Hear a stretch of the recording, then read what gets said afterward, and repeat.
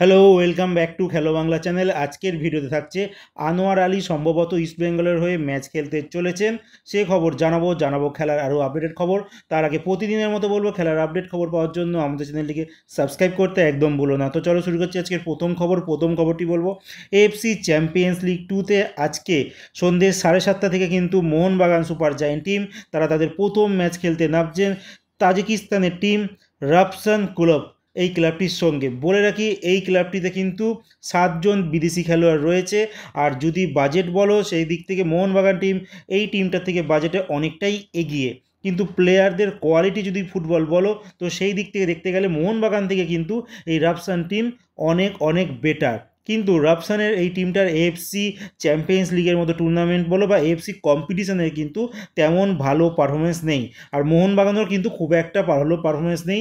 আগের যে ফর্ম্যাটে খেলা হতো তখন হয়তো এই আমাদের সাউথ এশিয়া জোন থেকে মোহনবাগান টিম কোয়ালিফাই হয়তো করতো, কিন্তু সেকেন্ড রাউন্ডে গিয়ে আর কিন্তু তারা যেতে পারে না। তো দেখা যাক আজকে কোন টিম জয়লাভ করে, কারণ প্রথম ম্যাচে যদি 3টে পয়েন্ট পায় ঘরের মাঠে, তাহলে কিন্তু মোহনবাগান টিম অনেকটাই এগিয়ে থাকবে। আর অন্যদিকে মোহনবাগানের কিন্তু একজন বিদেশি ডিফেন্ডার আলবার্তো রদ্রিগেজ, তাকে কিন্তু লাস্ট 2 দিন ধরে অনুশীলনে আসতে দেখা যাচ্ছে না। সেই নিয়ে একটা প্রশ্ন উঠছে, কী ব্যাপার, তার কি চোট আছে নাকি নতুন যে বিদেশি খেলোয়াড় নুনোকে সাইন করিয়েছে তার বদলি হিসেবে হয়তো করিয়েছে। তো এখনও কিন্তু ম্যাটারটা পুরো ক্লিয়ার নয়। আর আরেকটি কথা, জিমি ম্যাকলারেন কিন্তু পুরোপুরি ফিট, তার অনুশীলনে কিন্তু বলে দিচ্ছে, তার চনমনে যে ছটফটানি যে খেলার স্টাইল সেটাই কিন্তু বলে দিচ্ছে তিনি কিন্তু পুরোপুরি ফিট। আর তিনি নিজেও বলছে কোচ আর ফিজিও যদি চায় তাহলে কিন্তু তিনি মাঠে নামতে একদমই প্রস্তুত, আর মোহনবাগানের হয়ে 100% দিতেও তিনি প্রস্তুত। এবার দেখা যাক আজকে জিমি ম্যাকলারেনকে আমরা মোহনবাগানের হয়ে খেলতে দেখতে পারি কি না।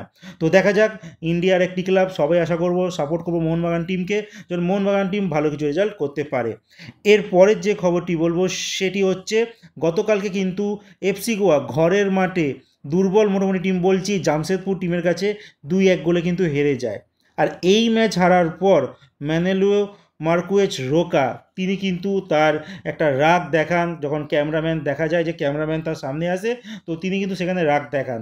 তো বুঝতেই পারছো, ম্যানেলো মার্কুয়েজ তিনি ইন্ডিয়া টিমের দায়িত্ব নেওয়ার পর প্রথম ম্যাচ মরিশাসের সঙ্গে ড্র করে, সিরিয়ার সঙ্গে হারে, তারপর এই এফসি গোয়ার হয়ে যে প্রথম ম্যাচ আইএসএলে সেখানেও কিন্তু তিনি হার হজম করতে হয়। তো সম্ভবত তিনি একটু চাপে আছে। আর মানসিকভাবে কোনো টিম খেলোয়াড়রা যদি মানে বাজে পারফরমেন্স করে, কোচের তার উপরে হয়তো ঠিকঠাক রাগ দেখাতে পারে না, তখন এই রাগগুলো কিন্তু এমনভাবেই বেরিয়ে আসে। তো আশা করব ম্যানুয়েল মার্কুয়েজ রোকা তার পারফরমেন্স আবারও হয়তো ঠিকঠাক হতে শুরু করবে। এরপরে যে খবরটি বলবো, নাগাল্যান্ডের একজন খেলোয়াড় যার নাম মেসি ভি, যেই খেলোয়াড়টি প্রথম নাগাল্যান্ডের প্রফেশনাল ফুটবলার যিনি বিদেশ মানে ওভারসিজে একটা দেশে কিন্তু গিয়ে খেলতে চলেছেন, মানে সই করে দিয়েছে এবং খেলতে চলেছেন। সেই ক্লাবটি হচ্ছে থাইল্যান্ডের ক্লাব, যার নাম থোনবুরি ইউনাইটেড এফসি। বলে রাখি, এই ক্লাবটি কিন্তু থাই লিগ 3তে কিন্তু খেলে। হ্যাঁ বন্ধুরা, থাই লিগ 3তে খেলে।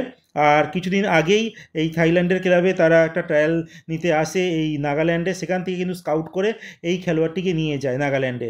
তো ভারতের একজন খেলোয়াড় থাইল্যান্ডের 3rd ডিভিশনে কিন্তু খেলতে চলেছে।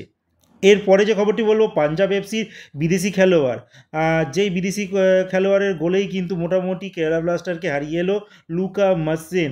আর এই খেলোয়াড়টি কিন্তু একটা গুরুতর চোট লেগেছে, তার সার্জারি হবে, সম্ভবত 6 থেকে 8 সপ্তাহ কিন্তু তিনি মাঠের বাইরে। তার জন্য কিন্তু অফিসিয়ালি পাঞ্জাব এফসি তাদের ফেসবুক পেজে কিন্তু জানিয়ে দিয়েছে। আর কোচও খুব দুঃখ প্রকাশ করেছে, এত বড় একটা ইম্পর্টেন্ট খেলোয়াড় তার টিমে থাকছে না, তার জন্য কিন্তু এই পাঞ্জাব টিমের পারফরমেন্সে হয়তো ফল দেখা দিতে পারে। এরপরের যে খবরটি বলবো সেটা হচ্ছে হীরা মণ্ডলকে নিয়ে। হীরা মণ্ডলকে কিন্তু অনেকেই মানে ইস্টবেঙ্গলের ফ্যানরা কিন্তু আইএসএলের যে টিমে কিন্তু চাইছে, মেন টিমে কিন্তু চাইছে।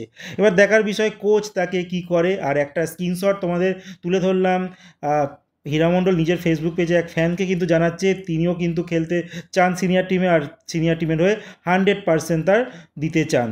তো এর পরের যে লাস্ট যে খবরটি বলবো আনোয়ার আলীকে নিয়ে কিন্তু নতুন একটা রায় আসতে চলেছে। কোর্ট কিন্তু আগের যে রায়টা ছিল সেটাকে বাতিল করেছে।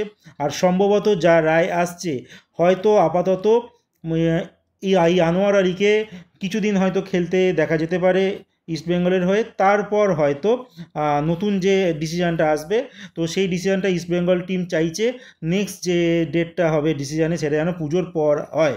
যার জন্য সামনে জানো ডার্বি ম্যাচ আছে, আর সামনে আরেকটা ম্যাচ রয়েছে ইস্টবেঙ্গলে, সেই ম্যাচগুলোতে কিন্তু অ্যাভেলেবেল হয়ে যাবে এই আনোয়ার আলী। তারপর যদি রায় আসে, তারপরে হয়তো তাকে সাসপেন্ড করা হতে পারে। এবার দেখার বিষয়, আজকে কিন্তু এই পিএসসি কমিটির রায় একটা রয়েছে, দেখা যাক। আর এনওসি পেতে কিন্তু কোনো অসুবিধা হয় না, ফিফাতেও নিয়ম আছে, খেলোয়াড়দের কিন্তু অন্য ক্লাবে যদি যায়, খেলোয়াড়দের খেলা কিন্তু আটকায় না, যেটা তাদের নিয়ম বলে। মানে এনওসি মোটামুটি আনোয়ার আলী পেয়ে যাবে, ব্যান তো হবেই, সেটা এখন হয়তো হবে না, সম্ভবত পুজোর আগে দুটো একটা ম্যাচ ইস্টবেঙ্গলের হয়ে তিনি খেলা যে মানে খেললেও খেলতে পারেন।